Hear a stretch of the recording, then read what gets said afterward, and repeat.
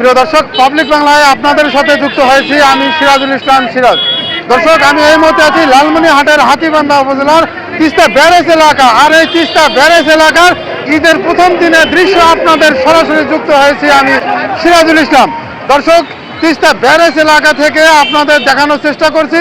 এই তিস্তা ব্যারেজ এলাকা ঈদের প্রথম দিন আমরা দেখতে পাচ্ছি বিভিন্ন স্থান থেকে ঘুরতে এসেছে এই দর্শনার্থীরা।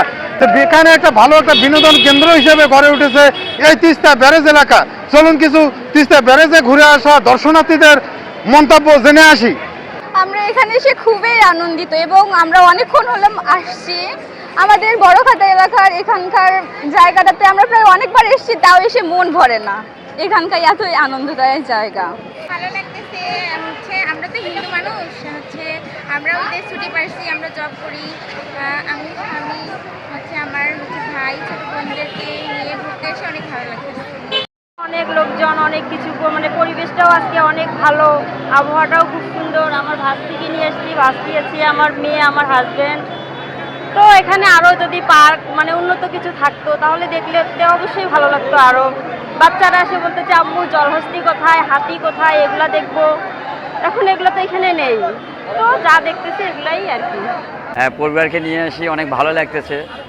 আর এখানে যদি আরও কিছু ভালো থাকতো, মানে দেখার বা শোনার, তাহলে আবার ভালো লাগতো।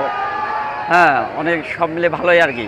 ঈদের বিষয়ে আমরা আমাদের বাসার ওখান থেকে ঘুরতে এসেছি দোয়ানি ব্রিজে। আমরা অনেক খুশি। এইখানে এসে প্রথম আমরা খাইছি, ফুচকা খেয়েছি, তারপরে স্পিন বোটে চড়েছি। আজকে আমাদের অনুভূতি অনেক ভালো। আমরা এখানে ঘুরতে এসেছি, তো আমাদেরকে অনেক ভালো লাগতেছে এখানে এসে। আমাদের আজকে অনেক খুশি লাগতেছে। আমাদের ঘুরতে আসার অনুভূতি আলহামদুলিল্লাহ অনেক ভালো। আমি ছুটি বাড়ি থেকে আসছি।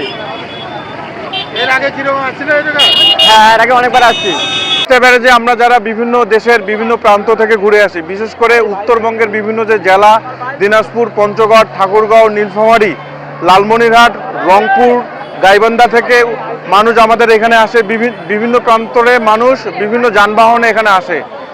তো আসার ক্ষেত্রে আমাদের একটু সমস্যার সম্মুখীন হয়। এখানে শৌচাগার নাই, বিশেষ করে পায়খানা এবং প্রস্রাব করার জন্য। পুরুষরা বিভিন্ন ঝাঁপ জঙ্গলে কাজ সারলেও মহিলাদের জন্য খুব সমস্যা হয়।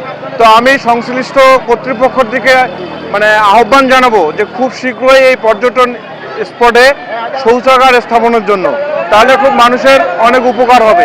এবং সেই ক্ষেত্রে এখানে যে নৌকা এবং স্পিড বোটগুলো আছে, এরা কিন্তু অনেক দাম বেশি রাখে।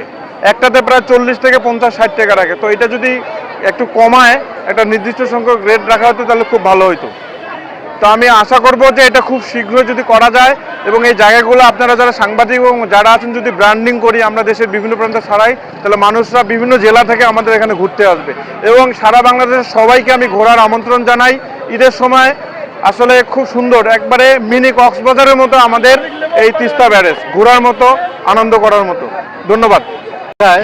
সরকার যদি মেঘ বৃষ্টি রাখে তাহলে এখানে হাজার হাজার দর্শনার্থী আসে, তাদের জন্য একটু ভালো হয়। এবং এখানে একটা বিশাল একটু সমস্যা, সেটা হচ্ছে স্যানিটেশন।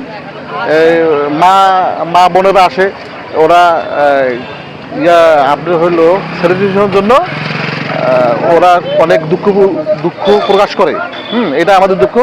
আমি বিশেষভাবে অনুরোধ জানাবো লালমনিরহাট 1 পাটগ্রাম ও হাতীবান্ধার মাননীয় সংসদ সদস্য ব্যারিস্টার হাসান রাজীব প্রধানের দৃষ্টি আকর্ষণ করছি। আপনি দয়া করে আমাদের এই দোয়ানি তিস্তা ব্যারেজ এলাকায় একটু মা বোনেরা আসে ঘুরতে, তাদের জন্য একটু স্যানিটেশনের ব্যবস্থা করবেন।